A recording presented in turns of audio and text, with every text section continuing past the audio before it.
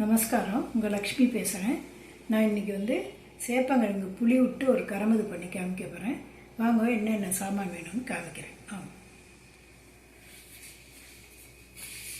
சேப்பங்கிழங்கு எடுத்து வச்சுருக்கேன். இந்த மாதிரி இருக்கும் சேப்பங்கிழங்கு.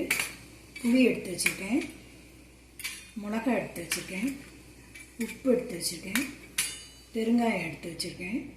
அதுக்கப்புறம் அதுக்கு தாளிக்கிறதுக்கு கடுகு, உளுத்தம்பருப்பு, கருவேப்பிலை, பெருங்காயம் எல்லாம் போட்டுட்டு மஞ்சப்பொடி போட்டு பண்ணணும். சேப்பங்கிழங்கு வேக வச்சு தோல் உரித்து எடுத்துன்னு உங்களுக்கு பண்ணும்போது காமிக்கிறேன்.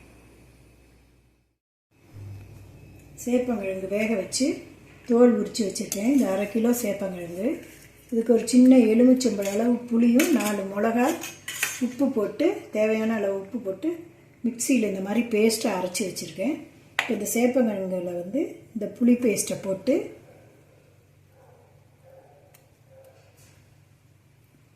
கொஞ்சம் மஞ்சப்பொடி, உப்பு போட்டு இதை நல்லா மிக்ஸ் பண்ணி ஒரு 10 நிமிஷம் ஊற வச்சு அதுக்கப்புறம் தான் எண்ணெய் விட்டு நம்ம வதக்க போகிறோம். இது கொஞ்சம் ஊறட்டும், அதுக்கப்புறம் காமிக்கிறேன். சேப்பங்கிழங்கு இந்த மாதிரி போட்டு ஊற வச்சது ஊறி இருக்கு நல்லா. இப்போ கரமது வதக்க போகிறோம், வாங்க பார்க்கலாம். எண்ணெய் வச்சுருக்கேன் பாண்லியில். எண்ணெய் காஞ்செடுத்து கடுகு போடுறேன். கடுகு வெடித்த உடனே உளுத்தம் போடுறேன். பெருங்காயம் போடுறேன்.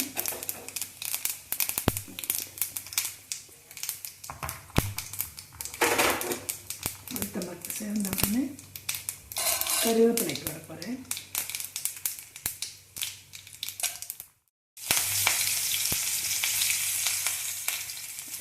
கருவேப்பிலை போட்டாச்சு. இந்த சேப்பங்கிழங்கு போட்டு வதக்க வேண்டியதான். நல்ல ரோஸ்டோடாக வேணும்னா கொஞ்சம் அரிசி மாவு மேலே தூவிக்கணும். இல்லைன்னா நீங்கள் அப்படியே கூட வதக்கிக்கலாம். வதக்கிட்டு உங்களுக்கு காமிக்கிறேன்.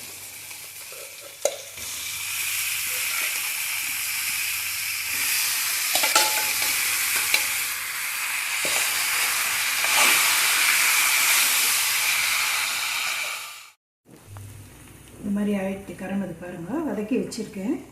இப்போ நீங்களும் இதே மாதிரி பண்ணி பார்த்துட்டு எங்களுக்கு லைக் பண்ணுங்கள், ஷேர் பண்ணுங்கள், கமெண்ட்ஸ் பண்ணுங்கள், சப்ஸ்கிரைப் பண்ணுங்கள். அடுத்த வீடியோவில் பார்க்கலாம். நன்றி.